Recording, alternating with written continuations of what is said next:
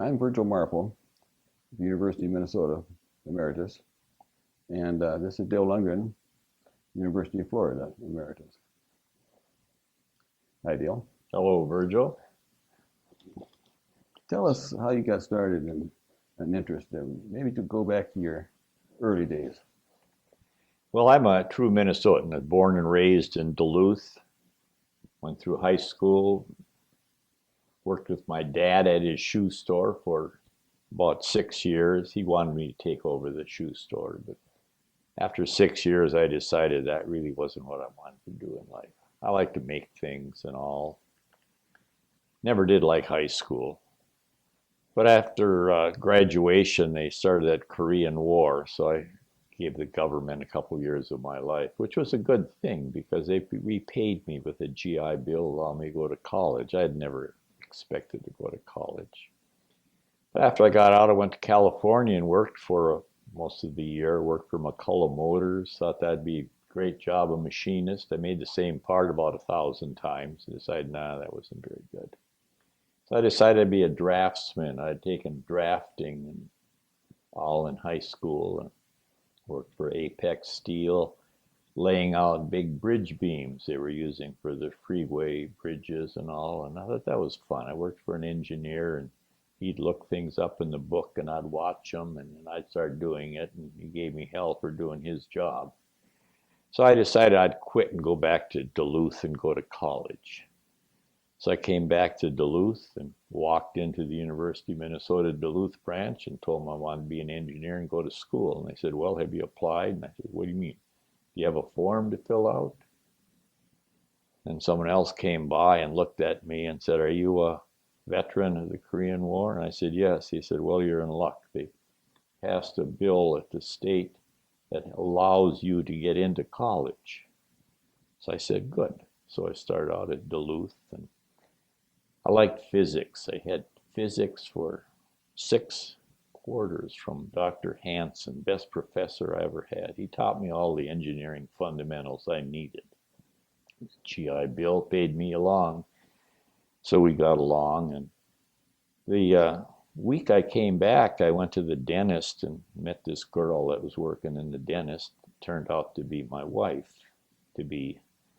So we went along for about a year and a half and got married. So when I left Duluth to go down to Minneapolis, I was married and we were ready to start a family. And I needed some more money to get along. So I heard about the work-study program in mechanical engineering. And that was the best thing I ever did. That was really fun. I got paid for working and learned something outside of bookworm. Was that when the program started? It must be close to the beginning of the program. Might have been. Yeah, A.B. Algren, Professor Algren was head of it at that time, and he had an assistant, Mike Fingerson, Leroy. He started TSI, Thermal Systems it was called at that time. When I graduated, I went in, well, it was the day before graduation. I interviewed and found a neat job out at Jet Propulsion Laboratory in Pasadena. They brought my wife, Helen, and I both out there for an interview. That was really nice. So I thought that'd be a great place to go to work. So I went in to get my last work-study report from Algren, and he looked at me and went and checked my grades and all, and came back and said, why aren't you going to graduate school? I said, well, I got a wife, and at that time I had 2 children. I was busy in other ways. And he says, well, I can fix you up. I'll give you a research appointment in the particle lab, I think it was called. You work for Whitby. Well, I'd never heard of Whitby, never heard of the particle lab. But I thought, that sounds okay. So I took it. And I said, well, how do I get into graduate school? He says, don't worry. He says, I got a friend. He's dean of the graduate school. I'll call him up. So I went over that afternoon, and half hour later, I was admitted to graduate school. This is sort of the way my life has gone, just being at the right place at the right time, and lucky. And not asking too many questions. Not asking too many, just saying thank you. That's my rule. Say thank you. Don't ask why. Just say thank you. So the next week I started working in the particle lab, and gee, I think it was about Wednesday, this professor walked in and looked at me and said, "Why are you in here?" And I said, "Oh, I work here." "What do you work for?" I said, "Well, Lundgren gave me an appointment. He said, I'll work for Professor Whitby." I said, "Oh, that's me. I didn't even see you." Well, it started out sort of bad foot, but we got along after that. I ended up working in the particle lab for 3 years and 3 months. My first assignment was to build a wind tunnel. We built the wind tunnel, which I think is still in the lab.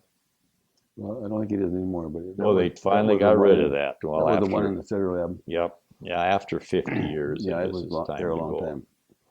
And I should say the good thing about the particle lab is we were the only lab that had air conditioning. Lundgren had arranged that, and they didn't want the rest of the building to know about it, so we had a water condenser on it. My interest was really in heating, ventilating, air conditioning, which was Lundgren's specialty. I'd taken courses from Threlkeld and done very well, and I liked that because I was in Duluth. I worked for a consulting engineer, Foster and Associates. We did the mechanical, electrical, heating, ventilating for schools and hospital buildings and restaurants and all, and that was going to be my career. So I was really interested in the heating, ventilating, air conditioning, air handling, and being in the particle lab was sort of similar. You know, we were doing filter testing at that time. Yeah. So that sort of fit into my goal. So that's how I got started. And once I was in there, we did, well, they had money from Heating, Ventilating, Air Conditioning Engineering Association, something like that. And we were grinding coal and making dust and testing filters. And Whitby thought that wasn't really the right way to do it. You really needed monodispersed. How did you grind the coal? Oh, we had ball mills.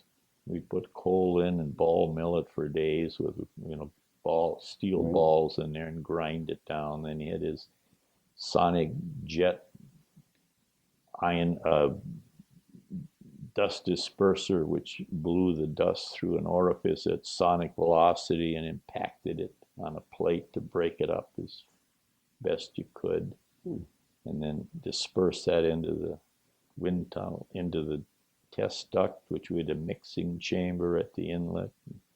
I did tests on the uniformity of the mixing chamber and all that kind of thing. Actually used that same mixing chamber design 20 years later when I designed the dust mixing chamber for the EPA personal exposure chamber over in North Carolina, where they tested different dusts on people. So that was sort of a good training. Then he wanted a uniform particles. So I worked on the spinning disk to generate particles of a known size. And we did filter testing. And Whitby, in his wisdom, he said, the test results aren't right. Something's wrong. Those particles must be charged. Their efficiency is too high. So then we had developed his new unique sonic jet ion generator. And we did tests with that, and we found out we could neutralize the particles and put them down to a Boltzmann distribution of charge, which is perfect. That's what they are in the atmosphere given time. And then that worked fine. He wanted me to do efficiency tests on cyclones for my master's research, but I didn't want to do that. I was interested in that particle charge effect. So he said, well, you're going to have to do that on your own time. So I built a particle charging device to charge particles. And then I had to build something to measure the charge. So I built a little mobility analyzer, and from their motion in the electric field, I was able to calculate the charge on the aerosol of a known size. So I got that going. And so I was able to do filter efficiency tests and find out what effect the charge had on particle removal. And I needed a good filter to use, so I met Sam Jones, who was sort of a chairman or a leader over in General Mills Electronics Division. They had a research group over on Hennepin Avenue, which wasn't far away. And they had funding from AEC, the Army, Air Force, etc., to do testing on chemical, biological, radioactive aerosols in the atmosphere. And they developed this special filter of 10-micron glass fibers, which they silver coated. So it was a nice conducting filter, perfect for running my tests, because the collection mechanism for the charged particles was just an image force of the particle charge in the fiber, causing its attraction. And there had been a professor, John Johnstone at Illinois. I think he had a couple students, Kramer and Dawkins, who had done calculations on what the collection efficiency increase should be due to particle charge. So I dug out those. What year was that? Oh, their work was in the late 50s. And of course, my work was in just about 1960 when I actually got my experiments set up and run and getting my data on the efficiency increase. So that was my main thing and got me into the electrostatics. And I should point out that was before the Whitby particle analyzer had started. If that had any effect on Whitby's idea for measuring submicron particle size by measuring the particle mobility, but he started that right after I left. Were you Whitby's first graduate student? Yeah, I was Whitby's first graduate. He was a research professor until the summer when I started. Then he just started as a teaching professor. And I took his first course in the fall in particle technology. Wasn't the best course I ever took, but that's how I started. And we had an old textbook from Green and Lane, which had a few mistakes in it. We were able to find those when we weren't able to solve some of the equations. But it was a good start, and that's really how I got going in the field. And when I was finishing my research and writing it up and handing it in, I met Sam Jones again, and he asked me where I was going to go work. And I said, well, I have to find me a job. He says, come and work for me, just down the street a couple miles. And he told me about the projects they had. So I said, okay. He said, just come in Monday morning and tell them that we have security clearance. We do a lot of high security work. So you have to come into the front desk and just tell them you want to talk to me. So on Monday I went in and told the guard I wanted to call Sam Jones down. He came down and brought me up and showed me to a desk in the corner, and he said, here, this will be your desk and you can start here. And I said, well, what am I going to do? He says, well, I'd like you to write a proposal. I said, what's a proposal? So that gave me a start, the real world.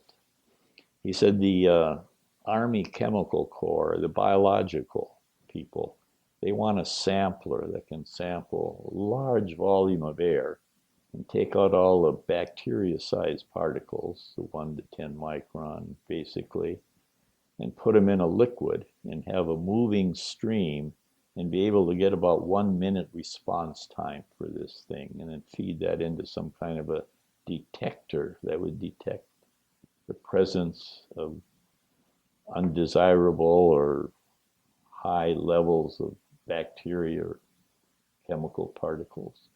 So it gave me a start on my Lundgren aerosol sampler, I think we called it. That was before the Lundgren impactor. Mm-hmm. And that really gave me the start and got me involved. What was the principle of that? Well, it was had a nozzle and brought it in and then into a charging zone, and then had a moving, rotating plate underneath this charging zone. And it sort of used both inertial and electrical effects to deposit the airborne particles onto a moving liquid film over this spinning disc, big spinning disc, about, 18-inch diameter. And then off the edge, the liquid flowed, now containing the collected, deposited particles, and was picked up at the edge, and then that was pumped out into a little moving liquid stream. So it sampled about 10,000 liters of air, 300 CFM, and deposited those particles into 10 milliliters of liquid. So I don't know what that would be, about 1,000,000 to 1 concentration ratio. And then that would be detected. So that got me in favor with the Army biological people and gave me funding for years on other projects there at the department. It was the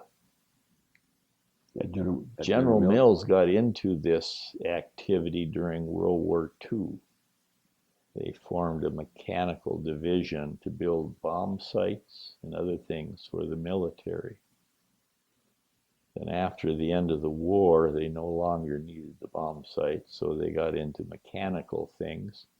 They actually got money to do early development work on the computer. And they also got into work developing thin film balloon technology. And they built these big balloons, which we flew up north of Minneapolis. And they also flew them out of India. They used to fly them over Russia with cameras. These are big balloons, 1,000,000 cubic foot balloons that would float at somewhere between 100,000 and 120,000 feet and take pictures, and they'd float over Russia, and then they'd catch these things up over Alaska somehow or other with a plane. So we got into a lot of interesting projects, and we had sort of some experience with airborne particle collection too with some of these samplers, because they were interested in collecting debris from atomic tests, and they were interested in the debris from our tests that we had made, this country had made. So we got into some interesting samplers. And I got a project. Were they inertial samplers? Yeah, they were inertial samplers and filter samples. They had done some work on low pressure filtration. So the filters that weren't very efficient at atmospheric pressure were pretty good at low pressure because of diffusional effects and other things to collect small particles. And of course, there are only small particles present, micron, submicron size. So we had money from AEC to do that, to collect particles, and we built various samplers to fool around up in the upper atmosphere. And then they got interested in space exploration, and they were interested in measuring particle matter in the atmosphere of Mars. So we had a project with Jet Propulsion Laboratory to develop an impactor for a flyby of the planet, which would impact particles out onto something like a microscope slide, and then move that into a microscope and focus and take pictures of it, send it back to Earth. I don't know that this thing actually ever was used, but we had a project to design it. And then from that, I got a project to design for a lander in Mars, a dust collector. So it was the Lundgren vacuum cleaner. It had a tube that reached out and sort of vacuumed up the surface and sucked particles in, smaller particles into the proposed landing device, and then collected that dust out for analysis. So then we had a question of the spacecraft being contaminated through the upper atmosphere. So we designed and built a filter arrangement device, which we flew on this big balloon up to, started at 100,000 plus feet, and then blew a hole in the side, a controlled orifice, and it sunk at a known rate. And we made isokinetic inlets and had filter samplers, 4 of them, mounted on this device. And as it settled through the atmosphere, it collected out particles. And we sampled like from 100,000 feet down to 50,000 feet, one sample, and another one from 50 to 30 and 30 to 20 kind of thing. And then this thing floated from north of Minneapolis over towards the Lake Michigan. And we'd follow that with a light plane and had another truck on the ground, and it would land in some farmer's field about 10 hours later, and we'd recover it and bring it back to the lab to wash these filters out and plate out for biological particles. All kinds of exciting projects. I guess so. But unfortunately, after a couple of years, General Mills got a new president who said no reason for General Mills to be into anything but food. So they put us up for sale, and Litton Industries bought us. Well, Litton Industries was interested in making money, not doing any interesting science. So I become disillusioned, and one day the phone rang, and it was Seymour Calvert from Penn State University calling. He had been hired by Penn State to start the Center for Air Environment Studies, which at the time was about the biggest center at a university for just air pollution kind of studies and work of all kinds. And he wanted someone to come and work with him and set up the laboratories for that center. Well, working at a university sounded like just the greatest thing in the world. So I flew out there, and in the fall, when the trees were in color like they are now, and it was so beautiful, I just walked in and said, I love it here, I'll take the job. He said, well, you got to be interviewed first.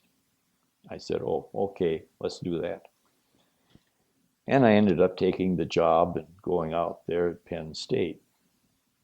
Well, after I'd left Minnesota, Carl Peterson started right after I left, and he started working with Whitby on Whitby's ideas for his, was the Whitby Analyzer the original name of his electrostatic measurement device? Yeah, I remember. Yeah, and then Bill Clark and a few others, Earl Knutson maybe worked with it over the years. Well, Whitby sold the first one to the predecessor of EPA, which was in Cincinnati, funded by the Public Health Service. I forgot what it was called. Jack Wagman, John Nader worked there. They were good aerosol people. They bought one of these devices from Whitby. Well, this old device, nothing like the new devices that TSI makes, sampled the air at about 3 CFM, and it took about 90% of that and cleaned it up for sheath air, and about 10% of it was particle laden, and that was what was measured. They wanted an impactor to fit at the end. Well, that's how the Lundgren impactor came to be. They gave me $1,000 contract and said, can you design up an impactor? And I said, certainly, do that this weekend. So I was busy that weekend. Is that the one with the rotating drums? That's the one with the rotating drums. They have an example of it downstairs. And I thought about it, and Whitby's going to collect everything below 3/10 of a micron. I figured, well, the lowest cut point I needed was 0.3 microns, and then maybe factors of 3. So I made a cut point of 0.3, 1, 3, and 10 microns in this 4-stage Lundgren. I knew about particle bounce. I knew about build-up and re-entrainment, so I wanted a lot of collection area. So I made rotating drums, and because of the ease of design, I used rectangular jets.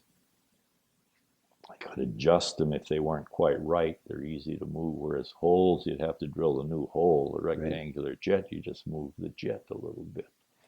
So I designed up the impactor. They liked it. So the next week I built them up. I built a couple of them. One I kept to calibrate to see if it worked like it was supposed to. And then I did some other studies with it. And I had a lot of plans for it. Well, I'd now worked on various projects. I'd been at Penn State for a couple years or so. And Helen and I, when the family decided, yeah, we'd like to stay there. That was a good place. So we found a nice house to buy. And on Friday afternoon, I went in and talked to Seymour and told him that we'd found a house. We're going to buy it. We're going to close on it tomorrow. And his response was, "Oh, shit." I said, "What's the matter?" He said, "Can you put the closing off for a week?" I said, "Well, I guess I could." He said, "I'll talk to you Monday morning." So Monday morning, I went in and talked to him. He says, "I'm leaving. I'm leaving Penn State. I'm going to California." I said, "What for?" "Well, I think it was Brown that was governor then.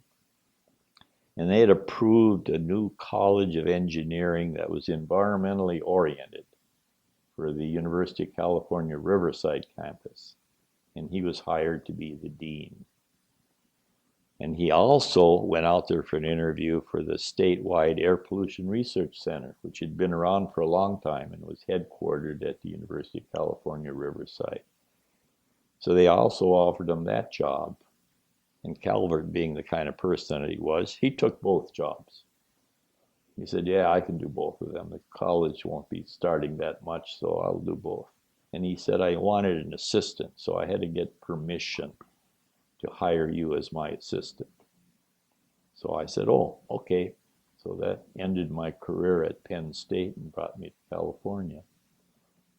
And I brought the Lundgren impactor with me, and we started doing work out there and collecting particles. And they didn't have an aerosol lab. They were doing the statewide air pollution research, but they weren't doing particles. Of course, you got to do particles.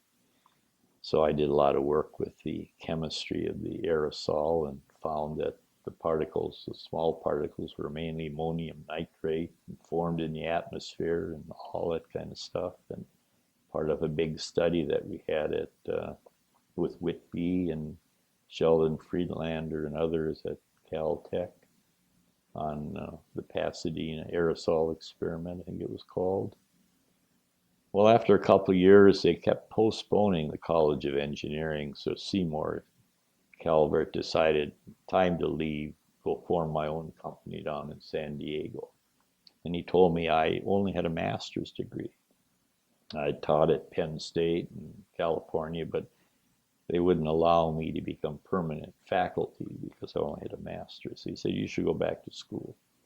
So I decided to go back to Minnesota. Well, I wasn't able to get funding right away. And when I left Lytton and went to Penn State, several other people became disillusioned with work at Lytton. So we got together and formed a company called Environmental Research Corporation in Minneapolis, St. Paul. And I was still here running. So I went back and worked there for a year and got them into the air pollution control equipment field. Built bag houses, venturi scrubbers, packed towers, everything but electrostatic precipitators. So I did that for a year before I went back to the university. Well, I'd gotten interested in really health effects and the workplace and all, more than just straight mechanical engineering. So I went into the School of Public Health. I should have had that, went in there because it was also easier. And I liked the people I had gotten to know over there. Paulus became my advisor. He was a nice guy, friend. So was Whitby, but it was just nice over there. And I got into a lot of health effects stuff, and that was fun. And I was interested in big particles. And I was interested in Whitby's idea of the bimodal distribution of the atmospherically formed submicron and the dry dispersed supermicron particles. And I wanted to make a direct measurement of the mass distribution of the supermicron particles. So I designed up some big impactors, rectangular jet again. These were sampled at about 50 CFM each. And I needed a big inlet, so I built a big piece of equipment over at the company that I was still working part-time for that sampled 1,000 CFM through a 5-foot diameter inlet. And from that, I had 4 parallel impactors to make size classified samples from about 5 to 50 microns and measured the mass distribution of the big particles. Is that the one that later on you put in the trailer? Yeah, after I took a job at the University of Florida. I got a contract from the EPA to build a mobile big particle sampler, and we put that into a trailer. It was actually a van, had an engine-driven van that we used to do the analysis, and we pulled the trailer with the sampler in it. So we built that and tested it at Florida. That got me involved in some other kind of Well, you went from your PhD work to Florida. Were there some steps in there between? Yeah. No, I was prematurely hired at the University of Florida. I hadn't even finished my research for my large particle collection project at Minnesota, but I went right to Florida, and then I finished that up while I was starting to teach down there. And after Florida, we had a training grant. One of the reasons I went to Florida, we were one of the, I don't know, maybe 4, 5, 6 universities in the United States that were funded with training grants from EPA. We got money to fund students to take graduate work in air pollution training, because there weren't many students that really had good backgrounds in 1970 in air pollution. And that helped us to acquire a lot of very good students. So we had just good student population at Florida. So that made it easier and more interesting. And we were able to get some EPA funded grants and some other grants. So we had a fair amount of research, and we were able to do some particle work. Matter of fact, you and I worked together on calibration of those large particle impactors back in the 70s. I remember that, yes. Where we had to generate particles up to, about 100 microns. Right. No one had done that before, and they're sort of hard to handle, those 100 micron particles. They have a mind of their own, but we were able to do it. And matter of fact, we even agreed on the calibration results, which was somewhat unusual. Yes, it is. Not many people agree with each other. So that was sort of got me where I am. And I've been at Florida for 45 years or something like that. I understand you did a lot of short courses in stack sampling. Yeah, because of the grant we had for training, we became the Southeast Regional Training Center for EPA, and we offered short courses in air pollution and various aspects of air pollution, particle control, gas control, sampling, etc. So I gave short courses over about a 20, 30-year period for EPA, mounted, I guess, about 100 short courses. Really, most everything I did involved measurement. Right after I got to Florida, there was a Gordon Research contract, a Gordon Research meeting. You were attending that too, up in New Hampton, New Hampshire. And some of the aerosol people that were reporting on things didn't seem to have a total control of aerosol measurement. They worked with one method rather than another. And I sort of thought that aerosol measurement was a primary important aspect of the aerosol field. And I thought it should be a specialty. So I talked to a couple people and decided that I should have an international aerosol measurement meeting at the University of Florida. And we set that up and had that in, I don't know, about around 1975, 4, I can't remember exactly. You were down for that, Ben Liu, Ken Whitby, people from around the world that were specialists in measurement by various techniques. You, of course, covered impactors, and Whitby covered the electrical aerosol analyzer, etc. Ended up with on aerosol measurement from that conference. And that sort of got me going into the measurement area, and I think everything I've done most of my career has involved aerosol measurement. And I think that's the only area that I feel is really my area, although I still consider myself a mechanical engineer, basically, a 1950s mechanical engineer. And after that, I guess a professor, and then maybe third would be a aerosol scientist. You've done a lot of things. Of all the things you've done, what do you think is the most significant? I don't think I have any one thing that was that significant. I think it's just all of the little projects involving aerosol measurement. And I think that aerosol measurement in general, I had a lot of specialty projects that I worked on as a consultant. And measurement of sulfur dust. Florida was the big manufacturer of fertilizer, and that fertilizer involved reacting with sulfuric acid, and the sulfuric acid is made by burning sulfur. And problems with that were that was the biggest expense item in making the phosphate fertilizer was the price of the sulfur, and they wanted to bring in sulfur, dry sulfur from Canada, and the dry sulfur was dusty, so they needed some way to quantitate the dustiness of the handling of the dry solid sulfur, and they needed some way to measure the effects of dust reduction on the dustiness.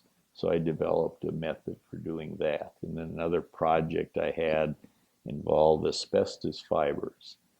The government became concerned because there was vinyl asbestos tile used in thousands of schools, and they were worried that it was causing contamination of the air from the asbestos in the vinyl asbestos tile. So we did a study and measurement again of the asbestos in the air and asbestos from walking on tile and handling tile and removing tile. And you and I did some work with Northern States Power on measurement and of the emissions from some of their control equipment and all. So all of these projects I think are really measurement. I measured the dust in some hot gas streams on regeneration for a sulfur removal.